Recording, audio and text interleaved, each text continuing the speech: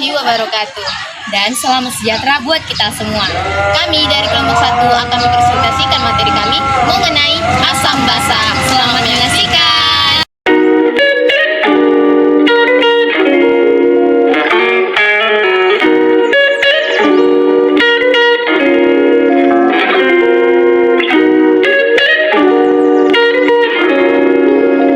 Dalam kehidupan sehari-hari, kita tentu pernah melihat atau bahkan menggunakan perasan lemon dan daun sirih. Perasan lemon apabila kita cicipi akan terasa asam, dan apabila mengenai tangan akan terasa kesasar.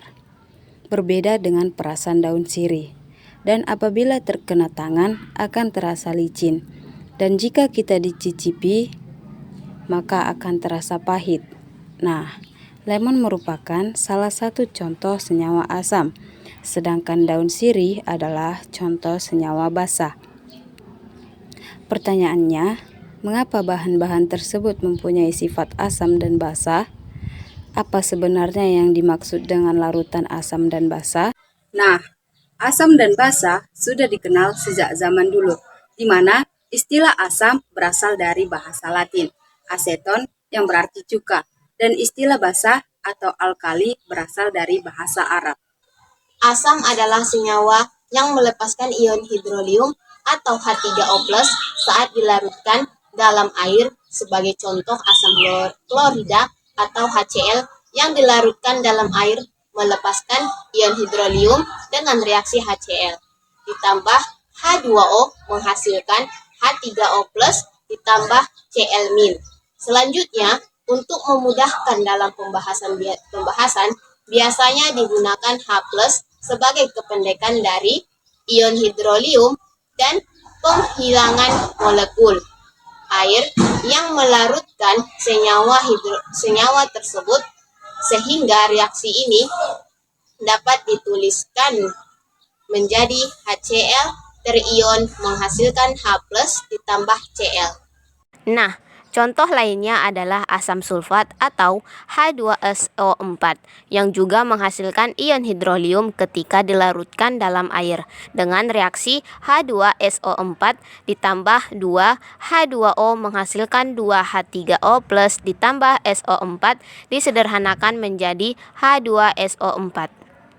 Basa adalah senyawa yang dapat melepaskan ion hidroksida atau OH- ketika dilarutkan dalam air. Contohnya adalah natrium hidroksida atau NaOH yang melepas ion OH- dalam air dengan reaksi NaOH terurai menjadi Na+ ditambah OH-.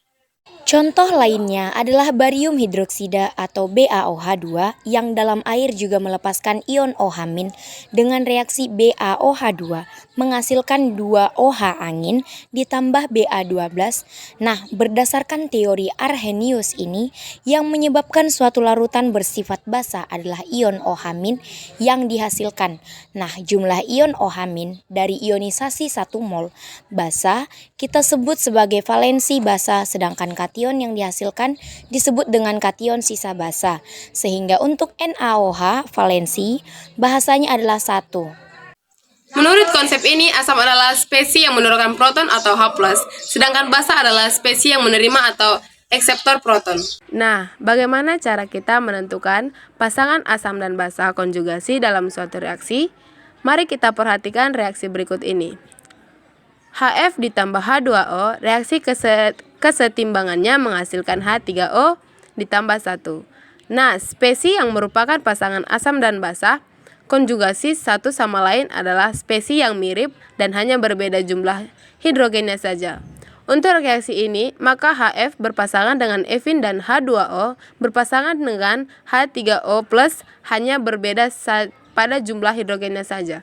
Selanjutnya, untuk NH3 menjadi NH4+, terlihat bahwa jumlah hidrogennya bertambah, yang artinya menerima proton sehingga berperan sebagai basa, dan pasangannya yaitu NH4+, kita sebut sebagai asam konjugasi.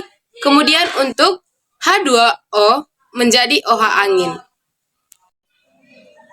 Sekian presentasi dari kelompok kami. Apabila ada kata yang salah, baik yang disengaja maupun tidak disengaja, kami mohon maaf. Wassalamualaikum warahmatullahi wabarakatuh.